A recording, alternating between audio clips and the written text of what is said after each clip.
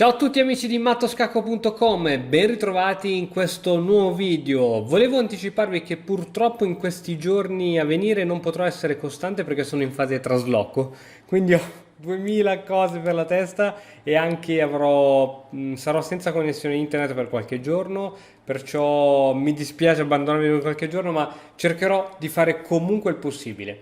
Oggi andiamo a vedere una partita interessantissima.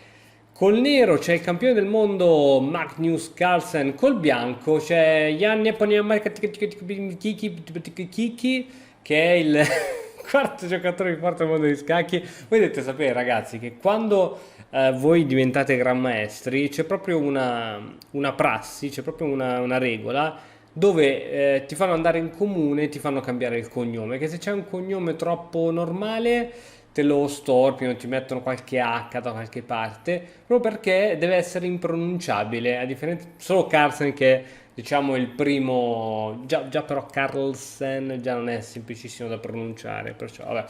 Basta cavolate, andiamo a vedere questa partita. È stata una partita blitz, quindi non velocissima, non è una bullet, è una blitz. Stiamo parlando comunque di 2832 punti contro 2732, quindi uno scontro di altissimo livello. Andiamo a vedere com'è andata la partita. E4 e 5 D4. Wow, mossa molto azzardata. E ora si fuoriesce con la donna. Dopo questa fuoriuscita, cavallo C6. Il nero sviluppa un cavallo, minaccia la donna, quindi onestamente sta molto bene. Donna E3. Ora, solitamente cosa succede in questi tipi di sistemi? Mi ricorda un po' una sorta di difesa scandinava a colori invertiti. Il bianco, le prime cose che vuole fare è sviluppare i propri pezzi per fare un arrocco lungo. Dato che Carlsen sa molto ma molto bene la teoria, dice ok, tu vuoi sviluppare i pezzi in questo caso, in questo modo, io ti vado subito a rompere le scatole con un alfiere B4 scacco ed eventualmente ti inizio ad inchiodare i pezzi. E infatti cavallo C3, inchiodatura. Cavallo F6, subito si inizia a fare anche pressione al centro, eppure Carlsen non ha pedoni centrali. Potrebbe forse il bianco spingere questo pedone? Chi lo sa?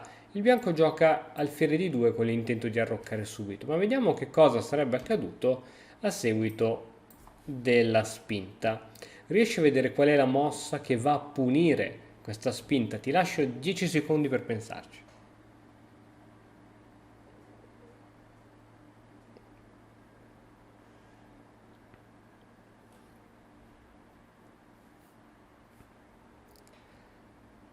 Ok, non è facile da vedere, questa la bisogna proprio conoscere. È arrocco. Qual è lo scopo di arrocco? Che in caso di cattura di cavallo si gioca torre in E8 e si inchioda la donna, poiché dietro c'è il re, quindi qui il bianco perde la donna. Per questa ragione Carlsen non ha alcun tipo di timore nel giocare cavallo F6, pur non avendo il pedone D6 che ostacoli l'avanzata del pedone in E4. Alfiere di 2 dunque è una mossa corretta, arrocco corto, arrocco lungo. Entrambi i giocatori hanno arroccato, adesso è il turno per il nero di finire lo sviluppo. Bisognerà prima portare questa torre in E8, dove da E8 controlla una bellissima colonna, poi bisognerà spingere o D6 o D5 per sviluppare l'alfiere campochiaro. Torre in E8 aumentando la pressione su questo pedone, tu mi dirai, ma questo pedone è controllato due volte dal cavallo e dalla donna e noi stiamo attaccando due volte con un cavallo e con una torre. Sì, però se noi andiamo ad eliminare il cavallo con l'alfiere, viene a mancare un difensore su quel pedone, quindi può nascere già un piccolo tatticismo. Donna F4 che permette appunto questo tatticismo. Cattura su C3, torre in E4, la torre prende una bellissima posizione centrale minacciando la donna che si sposta in G3 e ora D5. Si poteva giocare D6, sicuramente era più solida, ma D5 sicuramente è molto più aggressiva. F3. Troppo tardi F3, amico Fritz. Dovevi giocarla prima.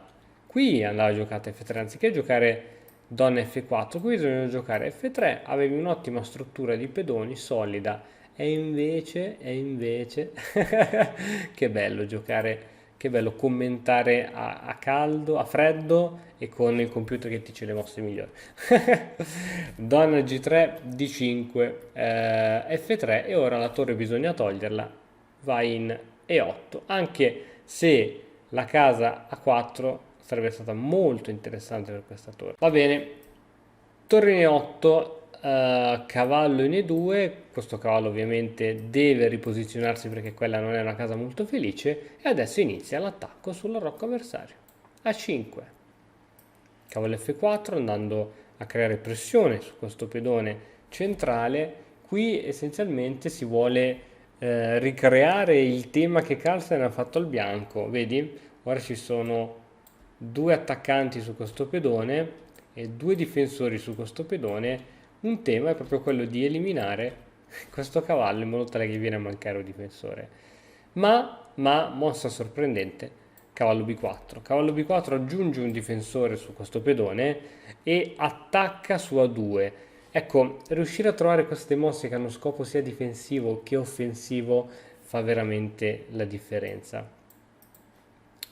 Qui si poteva giocare tranquillamente Re in B1, ma il bianco decide di catturare su F6, donna per F6. Adesso la donna controlla una bellissima diagonale che diverrà molto utile fra qualche mossa.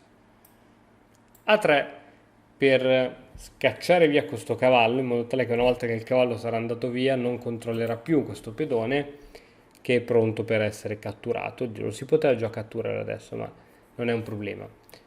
Secondo voi che cosa farà ora Carlsen?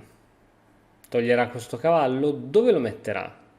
Essenzialmente non lo toglie, gioca alfiere F5. Wow, alfiere F5 sfruttando questo giochino. Questo lo si vede spesso giocare, soprattutto nelle partite veloci.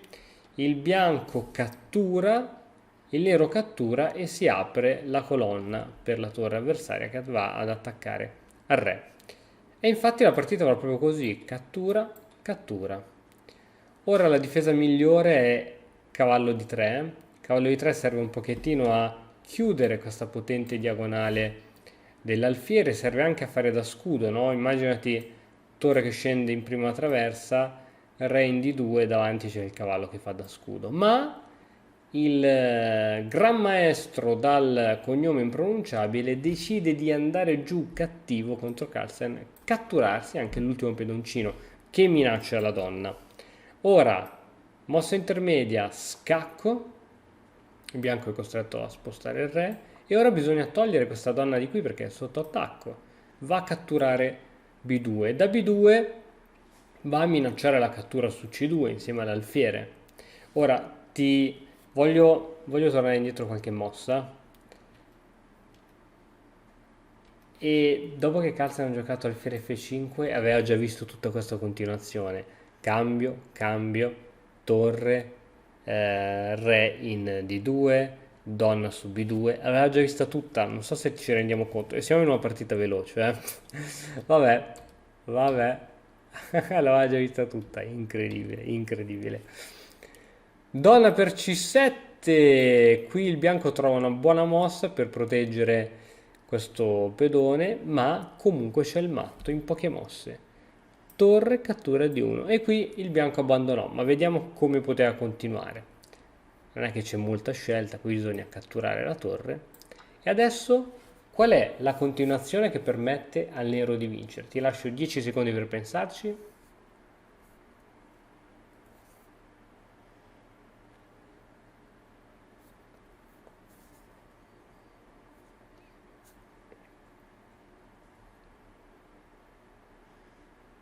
Il 21 di agosto inizierei a giocare a scacchi in maniera differente.